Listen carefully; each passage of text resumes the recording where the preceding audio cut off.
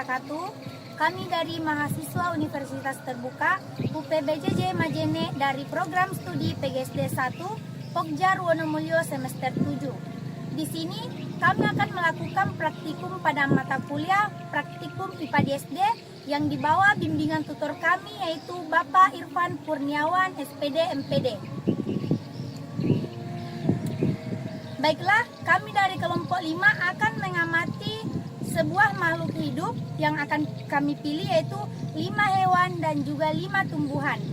Perlu kita ketahui bersama bahwa makhluk hidup memiliki ciri-ciri kehidupan, yaitu ciri makhluk hidup yang pertama adalah bergerak dan bereaksi terhadap rangsangan, kedua adalah bernapas, ketiga adalah minum atau nutrisi, keempat adalah tumbuh, dan yang kelima adalah berkembang biak.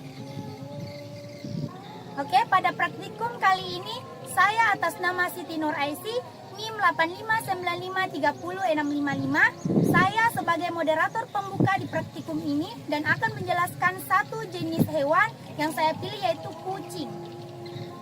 Dan saya Asmuni DJ NIM 859530609 akan menjelaskan mengenai pohon kelapa dan kecoa.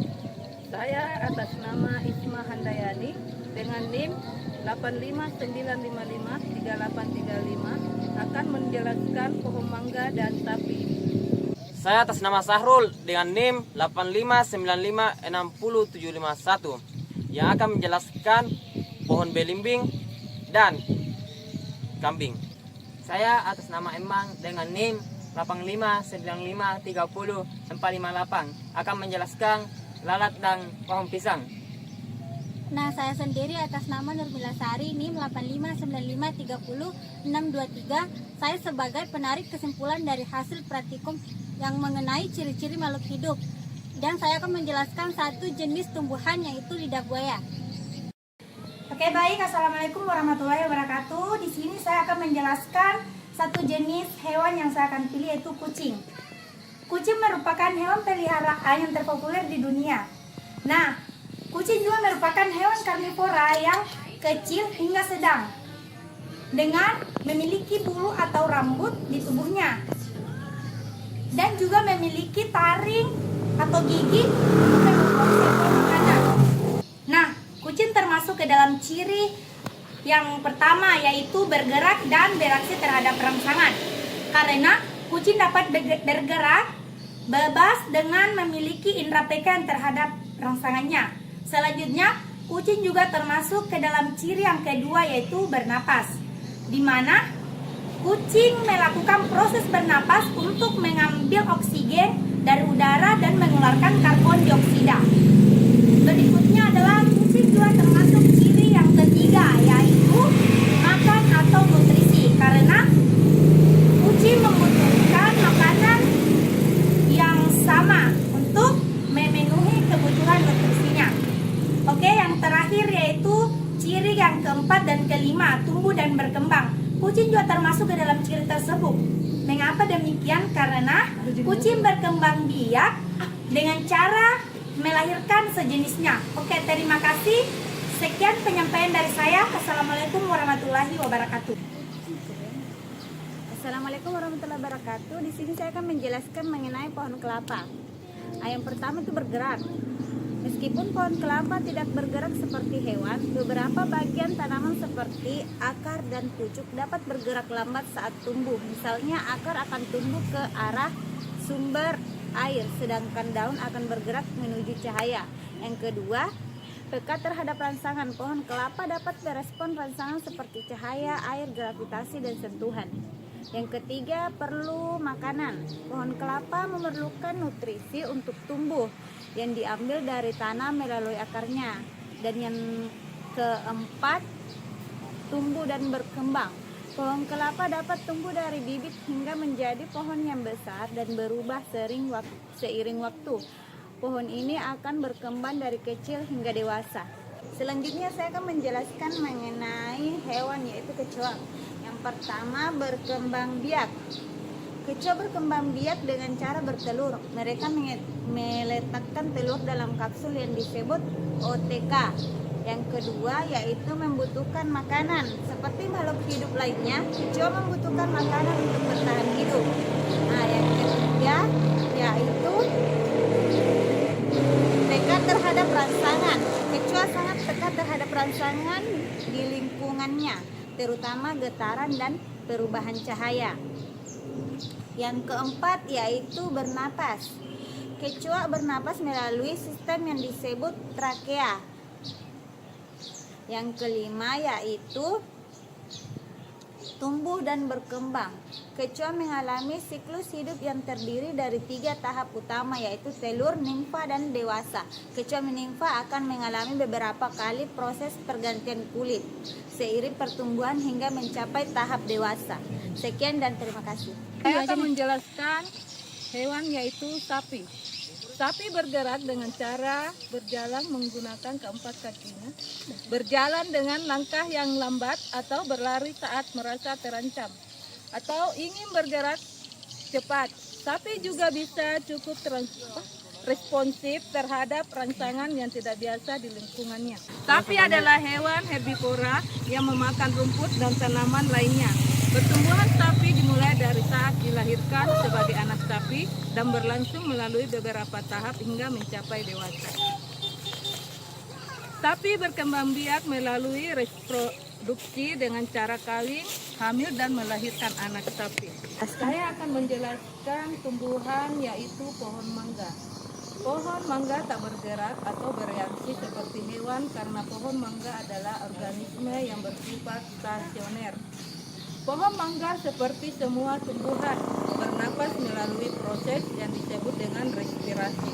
Pohon mangga makan dengan cara menghasilkan makanan sendiri melalui fotosintesis. Pohon mangga tumbuh melalui beberapa tahap pertumbuhan dari biji hingga menjadi pohon dewasa. Pohon mangga berkembang biak secara generatif dan vegetatif, akulasi, sambung atau stik. Terima kasih. Oke guys, saya sedang berada di depan kambing ini. Saya akan menjelaskan sedikit sifat yang dimiliki kambing. Yang pertama bergerak, yang kedua peka terhadap rangsangan, yang ketiga perlu makanan, yang keempat tumbuh dan berkembang. Yang pertama di sini bergerak. Kambing bisa bergerak secara aktif untuk mencari makanan, melindungi diri atau berinteraksi dengan lingkungannya. Yang kedua di sini peka terhadap rangsangan. Kambing dapat merespons rangsangan dari lingkungannya seperti suara, sentuhan, bau, atau perubahan cuaca. 3. Kambing itu juga di sini perlu makanan. Adalah hewan sifatnya berbivora yang memerlukan makanan berupa rumput, daun, dan tanaman dan lain-lain untuk energinya. Yang keempat, di sini itu tumbuh dan berkembang. Kambing mengalami pertumbuhan dari anak hingga dewasa dan berkembang biak untuk melestarikan spesiesnya. Halo guys, kembali lagi saya dengan Sahrul akan menjelaskan jenis tumbuhan seperti belimbing wulu ini.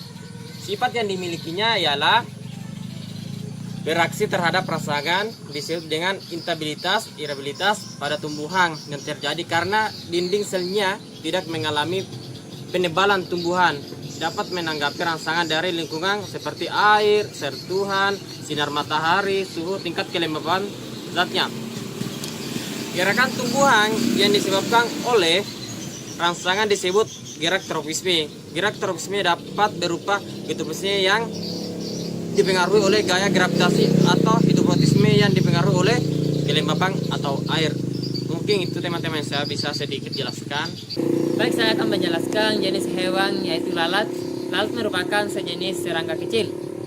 Lalat dapat merespons rangsangan dari lingkungan sekitarnya. Lalat bernapas melalui pernapasan trakea. Lalat memakan omnivora. Lalat tumbuh berkembang biak melalui metamorfosis. Baik, saya akan menjelaskan pohon pisang. Pohon pisang merupakan tanaman yang termasuk dalam tanaman berbuah yang banyak tumbuh di daerah tropis.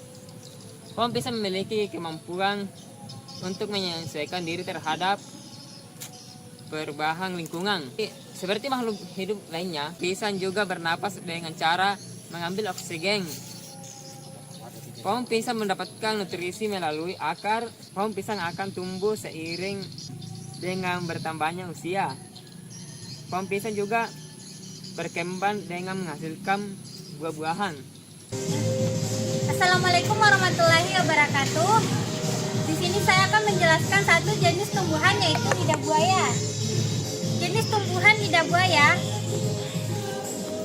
atau aloe vera adalah jenis tumbuhan atau tanaman yang memiliki daun tebal, berdaging dan berair. Di sini saya akan menjelaskan beberapa ciri-ciri mengenai tumbuhan jenis lidah buaya. Yang pertama yaitu bergerak atau bereaksi terhadap rangsang.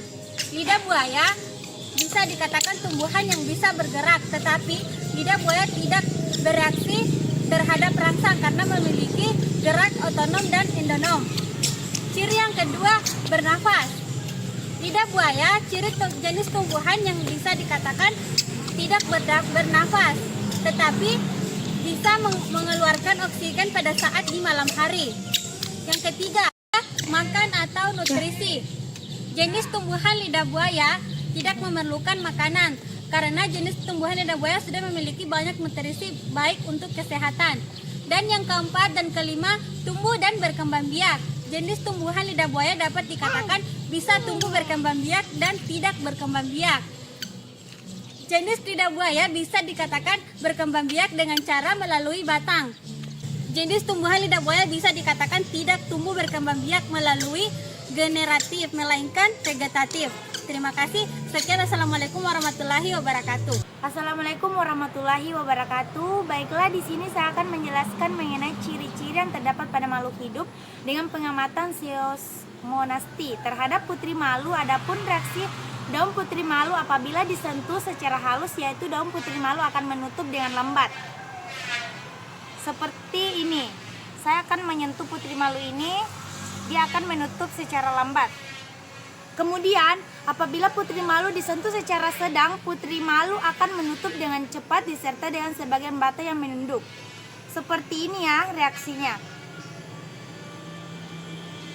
Batangnya akan menunduk. Selanjutnya, apabila putri malu kita sentuh dengan secara kasar, semua daun putri malu akan menutup dengan cepat disertai batang yang menunduk ke arah bawah. Seperti ini reaksinya ya. Ini secara kasar ya. Batangnya akan mengikut menunduk ke arah bawah. Nah, adapun pengamatan yang saya lakukan melalui proses niktinasi terhadap tumbuhan putri malu. Di awal, saya menyimpan putri malu di tempat yang terang. Reaksi yang terjadi adalah semua putri malu terlihat sangat segar dan kemudian 1/2 jam kemudian putri malu keadaannya masih terbuka sempurna.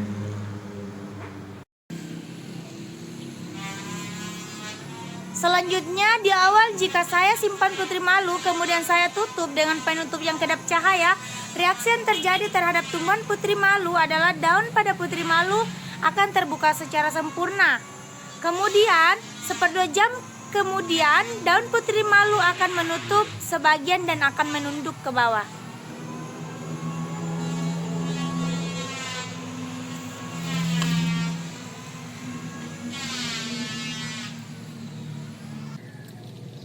Nah, itulah tadi hasil praktikum kami. Jadi kesimpulan mengenai praktikum yang dimana ciri-ciri makhluk hidup 5 binatang dan 5 tumbuhan yang dimana memiliki ciri-ciri bergerak, bereaksi terhadap rangsang, bernafas, makan atau nutrisi, tumbuh dan berkembang biak. Sekian dan terima kasih. Assalamualaikum warahmatullahi wabarakatuh.